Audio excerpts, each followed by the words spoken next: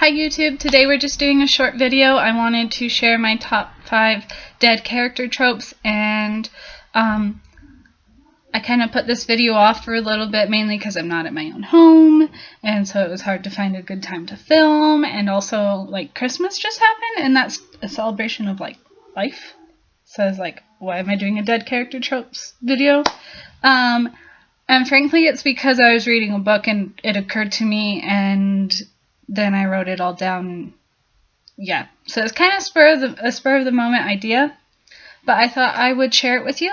I'm at my in-laws, so I'm filming in the basement because that's where I found a good quietish spot to film. I'm sorry if there's background noise. I can't do anything about it because people gotta live. Anyways, here we go. Okay, so going from well, all 5 of these are my favorite, but going from the least of my favorites to the most of my favorites. The least of my favorites, but is still a favorite, of dead character tropes is staying dead. I like it when dead characters stay dead because it adds finalization. It makes the plot feel more weighty. If you're constantly resurrecting every single character that dies, I don't think it's going to mean a lot. No one's going to take it seriously. But I love it when that happens because, like, in real life, if you die, generally you stay dead. But yeah, so I like that trope. It adds a lot more to the death and makes it mean more. My second favorite trope that I like is the mistakenly dead. And so this kind of conflicts with the first one, but not actually. It seems like it does, but it doesn't actually.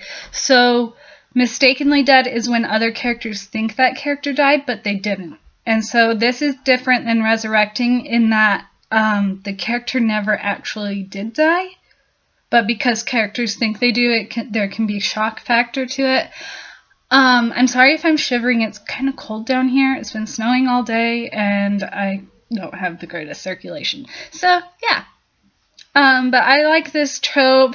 I think I overuse it maybe a bit in my books, but not that my books are out, but someday they will be. I really like this trope because it allows you to kind of play with other characters' emotions.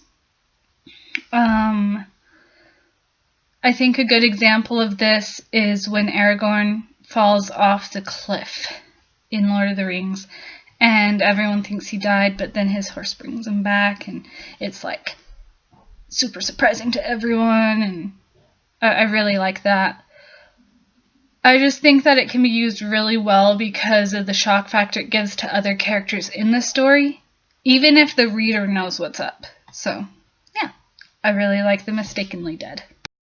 Gotta warm up, stop shivering. Gotta warm up, don't shiver in your videos like a weirdo. Okay, number 3 is the sacrifice for the greater good. And I really like this one because if a death can mean something more than just the character dying or the shock factor of it, or it can send a character on a journey to deal with their feelings. But if that death was also for the greater good, if something is accomplished through the death, I think that's really cool because that means it is plot relevant and it's going to affect the story in a whole different way than just like someone dying for no reason. Yeah, I know I should have repainted my nails. And I don't know. I just love that one. So my 4th favorite dead character trope is actually about the people who surround the character that dies, and that is a believable reaction to death. I'm reading off my phone. And I really like that because when someone dies, it's very shocking. It doesn't have to be gruesome or anything. I think most people who have passed their teens know someone that's died suddenly, and like just finding out about that, it can like literally just hurt and emotionally hurt.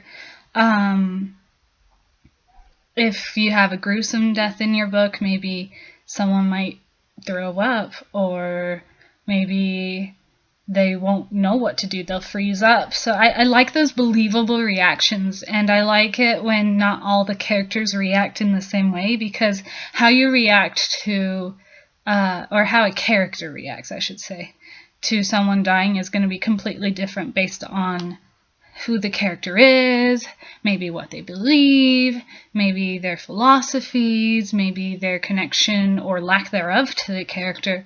I like almost playing with the idea. In book 2, I kind of play with the idea of a character dying, and the main character feels like they should have gotten to know that person better, but they realize, oh, I didn't know that person. Why didn't I connect with them, and now I don't know how to mourn them because I never knew them. And I think that's also a realistic reaction. So yeah, that's another one I like. Okay, the 5th and the final one that I love, and did I start with 5 and then count down and start counting back up? I don't know what I did there. Okay, so my number 1, I don't know what I counted. Okay, my number 1 thing that I absolutely love as a trope for dead characters are visitations from the dead character.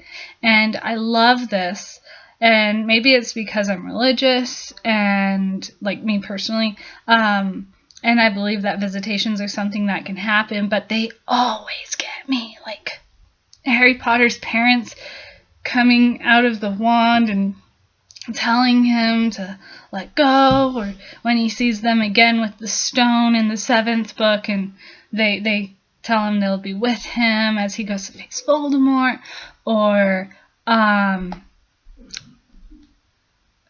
actually it was this trope that made me think of doing this video. I was reading Keeper by Kim Chance, and there's visitations in that, and there was one in particular, and I don't want to give it away, but it just, oh my gosh, it just wrenched my heart, and it actually threw me back into the story because I was starting to get a little iffy. I'm not sure what characters to believe their motives. I'm trying to figure out if people are double agents in that book, but so I started to kind of get out of the story, but then as soon as there was like this really emotionally impactful visitation in that story, I was back into it. That's how much I love that trope. I just find it the best. I think my favorite version of this trope is actually in Moana, when her grandmother comes and visits her, and she sees all her ancestors, and they encourage her, and but they're also at the same time they're saying you don't have to do this, and Moana chooses to do it for her ancestors and for her people, and gets me every time. I'm not saying Moana makes me cry every time when I get to that part, but I'm not saying it doesn't. I am a sap though. But yeah. Anyways, those are my 5 favorite character tropes. Again, they're staying dead, the mistakenly dead, the sacrifice for the greater good, the believable reaction to death, and the visitation. I think that those are wonderful in stories. If you have a story with these tropes, let me know in the comments section below. I might check it out. If you're writing a story, feel free to use these tropes because they're fantastic in my opinion. Other people might disagree, but we're all entitled to our opinions. Anyways, thanks for watching. If you liked this video, be sure to give it a thumbs up. If you want to see more videos like this, or just what other videos I'm making on my channel, feel free to subscribe, ring the bell. I don't care. It's your choice. Anyways, again, thanks for watching. Bye.